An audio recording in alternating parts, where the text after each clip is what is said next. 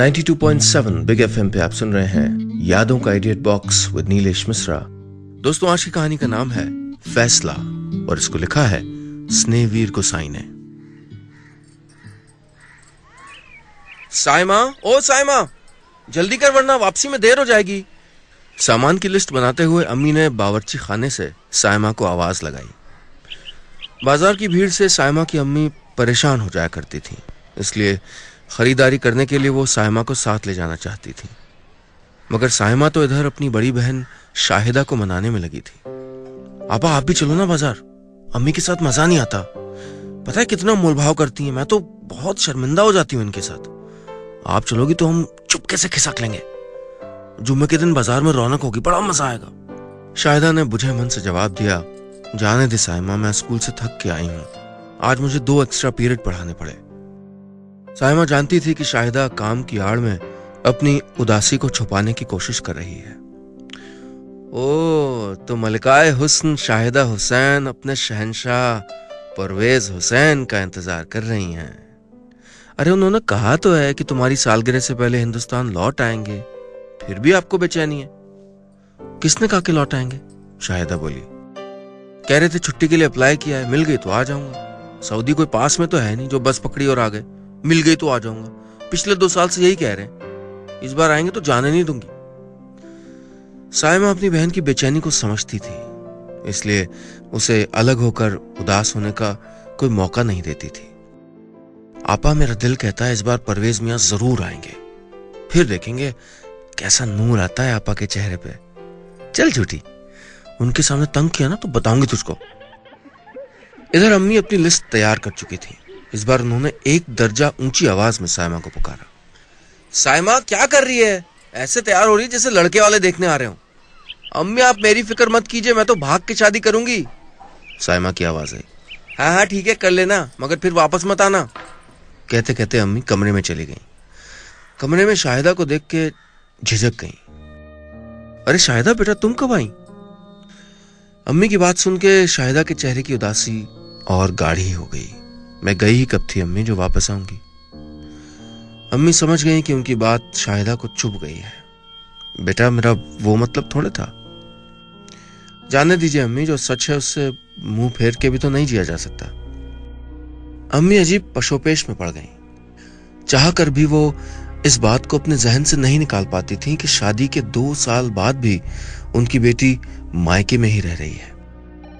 अम्मी चुप रहती तो शाहिदा और परेशान हो जाती। उसको लगता कि उसको ढोया जा रहा है। वो आज कुछ बोलने ही वाली थी कि साइमा की आवाज दूसरे कमरे से आई। आपा, आपा जल्दी आइए, दोला भाई का फोन है।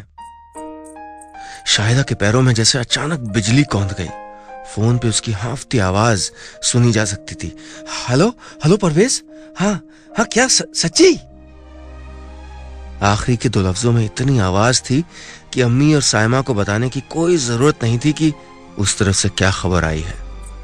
शाहिदा दौड़ते हुए आई और सीधे अम्मी के गले लग गई। अम्मी, परवेज हिंदुस्तान आ रहे हैं। आप सुन रहे हैं यादों का edit box with Nilesh Mishra, सिर्फ 92.7 बिग एफएम पे। आज फिर जीने की तमन्ना है। शादी की सालगिरह आने में अभी कुछ रोज की देरी थी, लेकिन शाहिदा को देख के लगता था जैसे बस आज ही हो सालगिरह। एक अजीब सी ताकत उसके जिस्म में दौड़ रही थी। कई दिन से वो पढ़ाने के लिए स्कूल भी नहीं गई थी। अम्मी से कह दिया था कि छुट्टी ली है ताकि परवेज की अच्छी खातिरदारी कर सके। जैसे जैसे परवेज की वापसी का दिन करीब आया, वैसे वैसे शाहिदा की बेचैनी बढ़ती जा रही थी। अम्मी, ये पर्दे कब से नहीं बदले? आज ही जाके नए पर्दे ले आऊंगी। और वो चादर तो देखो, लगता है जैसे घर में कोई बीमार हो। साइमा, वो मैगजीन कहाँ जिसमें अफगानी चिकन की रेसिपी थी? साइमा ने चुटकी लेते हुए कहा। हाँ हाँ ठीक है, हमें मालूम है आपके शहजादे आ रहे हैं, लेकिन इतनी बेसब्री भी ठीक नहीं है। आपा, इस बार हमारे तोहफे में कोई कंजूसी नहीं चलेगी। शाहिदा ने अपनी छोटी बहन की खबर ली। तोहफे की बच्ची, बातें बनाने के अलावा आता है तुझको कुछ? बस शॉपिंग करवा लो मैडम से। याद रखना, सारे घर के पर्दे टांगने हैं तुझको। हाय, तोहफे के बदले मजदूरी कराई जा रही है हमसे, साइमा बोली। परवेज के आने से पहले शाहिदा घर में सब कुछ बदल देना चाहती थी। सालगिरह तो 2 बार आके चली गई थी, मगर परवेज के जाने के बाद तो शाहिदा के लिए जैसे वक्त ही रुक गया था। 2 साल पहले निकाह के बाद उन्होंने अम्मी के पड़ोस में ही किराए पर घर ले लिया था। याद शहर में अपना घर लेने की तमन्ना थी। उन्हीं दिनों परवेज को सऊदी से नौकरी का ऑफर आया था। शाहिदा ने साफ मना करते हुए कहा, अपने ही मुल्क में रहेंगे, चाहे जैसे भी रहें। परवेज ने टोकते हुए कहा था, अरे साल भर की तो बात है, मुझे अच्छे पैसे मिलेंगे तो हम यहां घर खरीद लेंगे, फिर तुम आराम से याद शहर में नौकरी करना। शाहिदा ने थोड़ा नानुकुर की थी, लेकिन घर के सपने के आगे वो भी झुक गई थी। उसने परवेज को जाने को कह तो दिया, पर जैसे जैसे दिन नजदीक आते गए उसको घबराहट होने लगी थी। परवेज से बिछड़ने की बात सोच के भी उसके रोंगटे खड़े हो जाते थे। बड़ी मुश्किल से एयरपोर्ट पर अपने आंसुओं को रोक पाई थी। परवेज के जाने के बाद आए खालीपन को भरने के लिए शाहिदा ने एक स्कूल में नौकरी कर ली थी। आधा वक्त स्कूल में, बाकी घर के कामों में। शाहिदा ने इस तरह पूरे 2 साल निकाल दिए। छोटी बहन साइमा उसकी तकलीफ समझती थी, इसलिए कॉलेज से आते ही वो उसका मन बहलाने की कोशिश करती। लेकिन आज साइमा जरा खराब मूड में थी। आते ही कोतवाल की तरह सवाल करने लगी, आपा शहनाज बता रही थी कि आपने नौकरी छोड़ दी। साइमा के सवाल पे शाहिदा मुस्कुरा दी, बड़ी जासूस है तू, ठीक करी थी वो। अब जब परवेज आ ही रहे हैं तो मुझको नौकरी करने की क्या जरूरत है? आपा आपकी अपनी कोई जिंदगी नहीं है क्या? परवेज के कहने पे आपने कथक छोड़ दिया, शेरो शायरी का शौक था वो छोड़ दिया। आपका हर फैसला उनके मद्देनजर होता है। आपा नौकरी सिर्फ पैसा कमाने का जरिया नहीं है, वो आपकी खुददारी है। तभी फोन की घंटी बजी और शाहिदा मुस्कुराते हुए बोली, रुक जा इनकलाबी औरत, मेरे शौहर का फोन आया है। फोन उठाते ही उधर से आवाज आई, हेलो मैं परवेज बोल रहा हूँ। हाँ हाँ परवेज बोलिए, दिल्ली लैंड कर गए? हाँ शाहिदा, और सुनो तुम अपने कागजात तैयार करवा लेना, मैं आते ही तुम्हारा पासपोर्ट बनवा दूंगा। इस बार मैं तुमको अपने साथ ही लेके जाऊंगा। बात खत्म करते करते शाहिदा के चेहरे का रंग उतरने लगा। फोन रखते ही साइमा बोली, क्या वो आपा सब ठीक तो है? याद शहर को छोड़ एक पराये देश जाने की बात सोच के शाहिदा घबरा गई थी। उसने जो सोचा था उसका उल्टा ही हो रहा था। बोली, परवेज ने कहा है अपना पासपोर्ट बनवा लो, उनको सिर्फ 20 दिन की छुट्टी मिली है। आप सुन रहे हैं यादों का edit box with Nilesh Mishra, सिर्फ 92.7 बिग एफएम पे। शाहिदा के सऊदी जाने की बात जब घर में पता चली तो सालगिरह की खुशी दुगनी हो गई, मगर बहन से बिछड़ जाने का गम साइमा को साल रहा था। अम्मी ने उसको समझाया, अब वो अपने घर जा रही है तो भी तुझे दुख लग रहा है, सारी जिंदगी तो हमारे साथ नहीं रह सकती ना। इतना कह के अम्मी ने आंखों को दुपट्टे से पोंछा। साइमा धीरे से बोली, अम्मी। अम्मी ने खुद को संभालते हुए कहा, अरे मैं तेरे जैसे पागल थोड़ी हूं, वो तो जरा प्याज लग गया था आंख में। आते जाते साइमा की नजर शाहिदा पे पड़ती तो उसका गला भर आता। शाहिदा ने उसको टोकते हुए कहा, ए महारानी इधर आ, जरा ये मेहंदी तो लगा दे मेरे हाथ में। नहीं आपा हमें काम है, साइमा बोली। साइमा शाहिदा के पास होके गुजर ही रही थी कि शाहिदा ने उसका हाथ पकड़ लिया। छोटी बहन अपने आंसू छुपा नहीं पाई। ये देखो, और हमें लगता था कि हमारी बहन बड़ी हो गई है। जब हम सऊदी से वापस याद शहर आएंगे ना तो तुम्हारे लिए एक बढ़िया सा तोहफा लाएंगे, क्या चाहिए तुमको? साइमा से रहा ना गया, वो शाहिदा से लिपट गई। दोनों बहनें काफी देर तक रोती रहीं। शाहिदा उसके चेहरे को अपने हाथों में लेते हुए बोली, अच्छा तो है, अब तुझको और अम्मी को कोई तंग नहीं करेगा। आपने एक बार और ऐसी बात की ना तो हम आपसे कभी नहीं बोलेंगे, साइमा रोते रोते गुस्से में बोली। अगली सुबह शाहिदा सबसे पहले उठ गई। घर की सफाई करने के बाद हर कोने में अगरबत्ती जलाई। शाहिदा घर को ऐसे ताक रही थी जैसे आने वाले दिनों के लिए यादें इकट्ठा कर रही हो। तभी दरवाजे पर एक गाड़ी के रुकने की आवाज आई। आवाज सुनकर अम्मी और साइमा भी बाहर आ गए। परवेज के चेहरे पर थकान साफ नजर आ रही थी। शाहिदा सामान उठाने के लिए दौड़ी। परवेज के पास पहुंचते ही उसके कदम धीमे पड़ गए और सामान उठाने के बजाय वो परवेज से लिपट के रोने लगी। परवेज ने शाहिदा को हटाते हुए कहा, क्या करी हो शाहिदा, अम्मी और सायमा देख रहे हैं। शाहिदा ने झेप से बचने के लिए धीमे धीमे अपनी पकड़ ढीली की। हालचाल और हंसी मजाक के बाद जब दस्तरखान सजा तो शाहिदा ने अपना सारा प्यार परवेज की थाली में उड़ेल दिया। बस बस 3 साल का एक साथ खिला दोगी क्या? अरे सिवैयां तो आपने खाई नहीं, गाल देखो कैसे पुचक गए, वहां के खाने को नहीं मिलता। अगले कुछ दिनों तक शाहिदा ने परवेज को अपने प्यार में सराबोर कर दिया। परवेज को आए 1 हफ्ता गुजर चुका था। इस हफ्ते में वो शाहिदा को याद शहर की हर उस जगह ले गया जहां शादी के शुरुआती दिनों में वो जाया करते थे। अगले दिन परवेज को शाहिदा के वीजा की इजाजत के लिए दिल्ली जाना था। शाहिदा उसका सामान बांध रही थी। परवेज ने इशारे से शाहिदा को पास बुलाया। शाहिदा, मैं तुमको कुछ बताना चाहता हूं।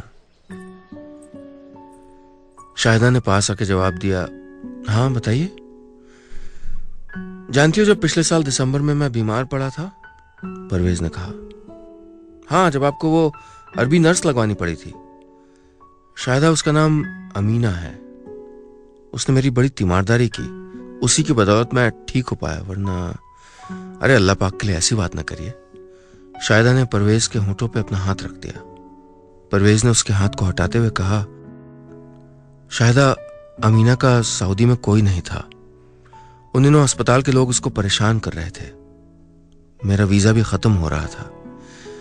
सऊदी में काम करते रहने के लिए मुझे वहां की सिटीजनशिप चाहिए थी। मेरे पास और कोई चारा नहीं था। कहते कहते परवेज चुप हो गया। शाहिदा को समझ नहीं आ रहा था कि परवेज आगे क्या कहना चाह रहे थे। फिर वो बोली, शाहिदा, मैंने अमीना से निकाह कर लिया है। आप सुन रहे हैं यादों का edit box with Nilesh Mishra, सिर्फ 92.7 बिग एफएम पे।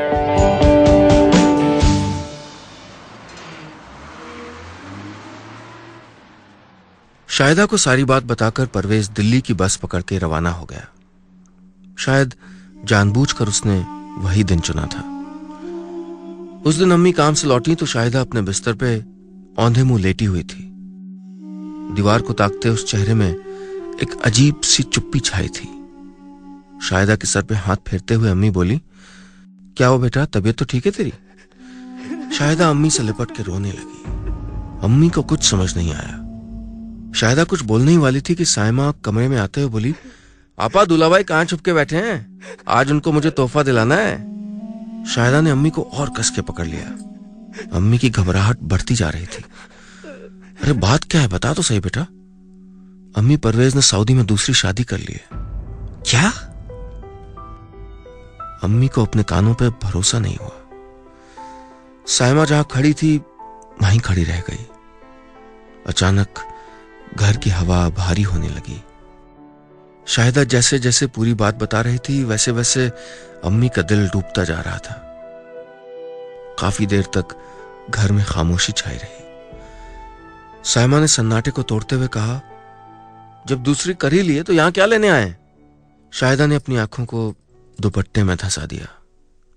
कह रहे थे कि वो मुझसे अब भी प्यार करते हैं, कि दोनों साथ मिलकर भी खुश रह सकते हैं। सायमा का चेहरा गुस्से से तमतमा गया। थप्पड़ नहीं मारा आपने? अम्मी ने आगे बढ़ के शाहिदा को अपने हाथों में थाम लिया। तू चुप कर सायमा, गुस्से से कोई बात हल नहीं होती।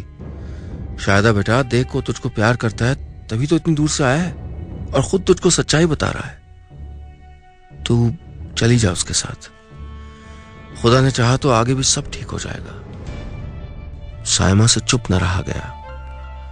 अम्मी, जानबूझ के अपनी बेटी को कुएं में धकेल रही हैं आप। जो आज बगैर बताए दूसरी ले आया, कल तीसरी ले आएगा। पराये मुल्क में आपकी बेटी को परेशान किया तो आप क्या कर लेंगी? तो क्या करूं, सारी जिंदगी अपने पास रख लूं? उसकी अम्मी ने कहा। लोग पूछेंगे तो क्या जवाब दूंगी? अभी तो ले जाने के लिए तैयार भी है, कल नहीं ले जाएगा, तब हम क्या करेंगे? सायमा चुप हो गई। अम्मी भी बुझे मन से अंदर चली गई। शाहिदा चुपचाप वहीं बैठी रही। आंखों से आंसू सूखते ही थे कि फिर न जाने कहां से दर्द का कोई बादल उसकी पलकों में उमड़ आता था।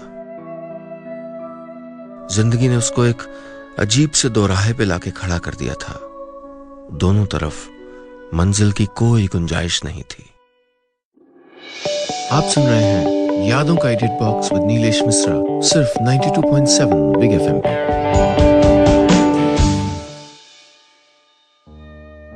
अम्मी की बात सुनकर शाहिदा को अपनी मजबूरी पे बहुत रोना आया। परवेज के प्यार में शाहिदा इस कदर पागल थी कि बीते 2 सालों में उसने खुद को उसकी यादों में कैद करके रखा था। आज जब इस कैद से आजाद हुई तो भी किसी गुमराह राहगीर की तरह। 2 दिन बीत गए, तकल्लुफ के जुमलों के अलावा घर में कोई बात नहीं हुई।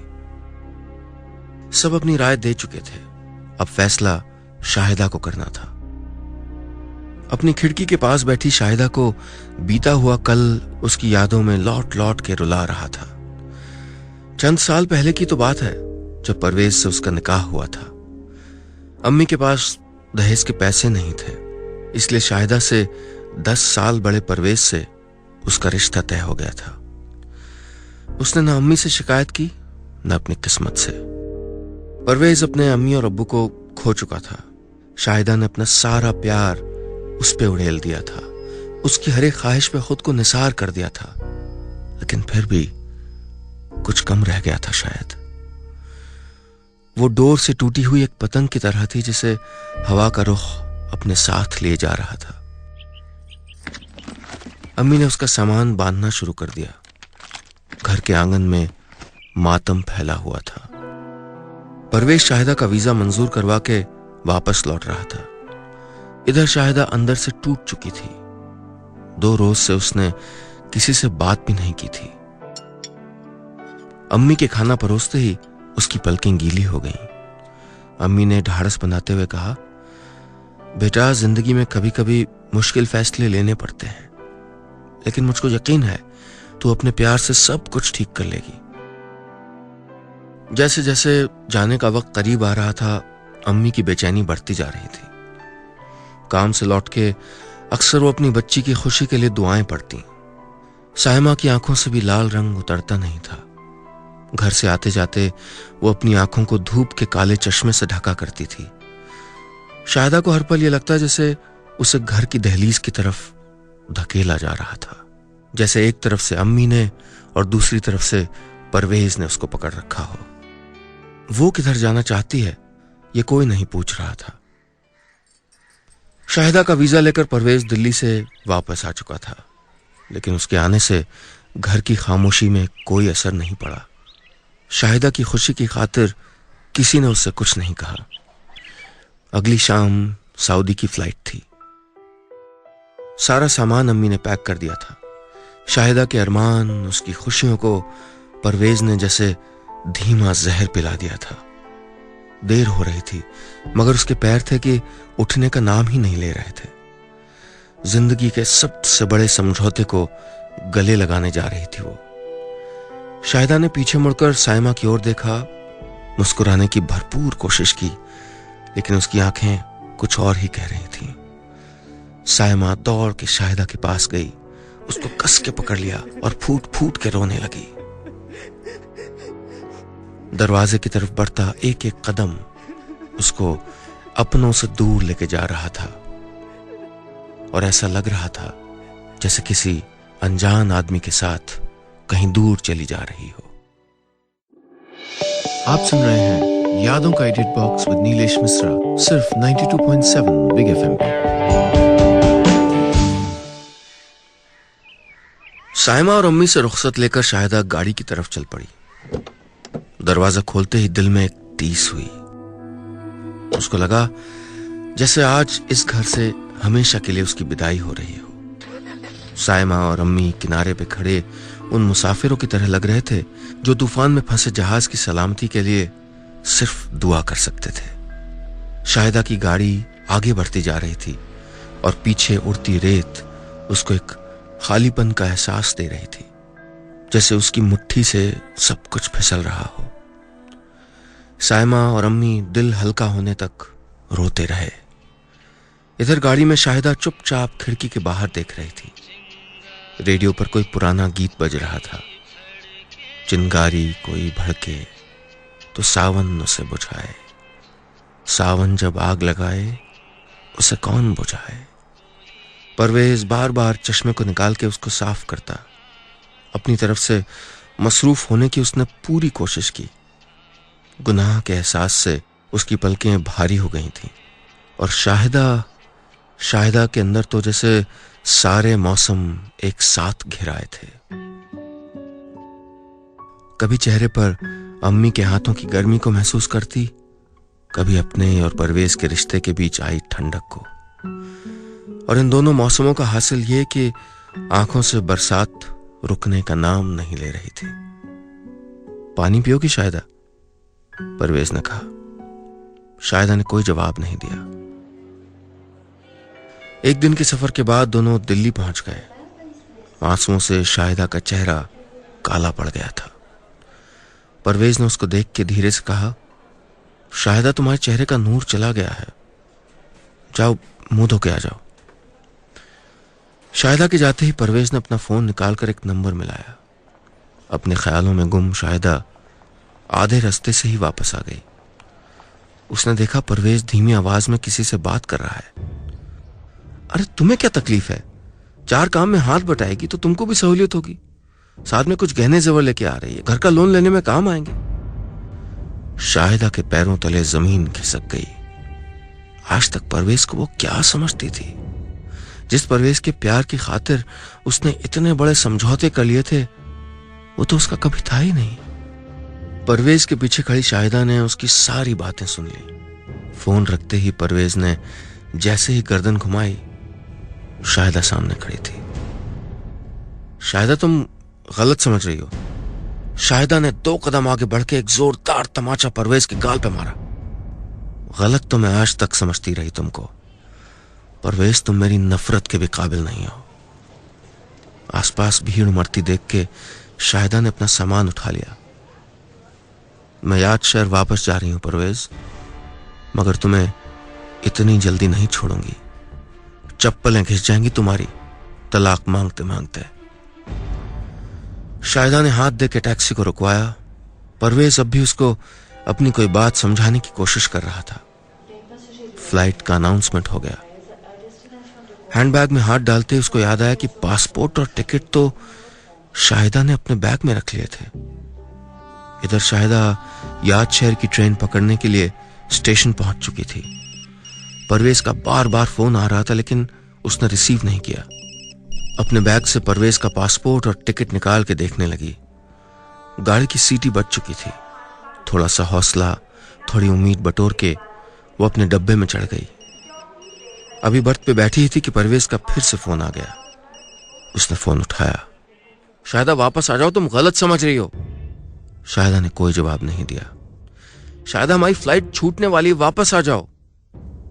अपनी खामोशी को तोड़ते हुए शाहिदा ने कहा, छुट्टियां बढ़वा लो परवेज, अभी तुम्हें काफी दिन रुकना है।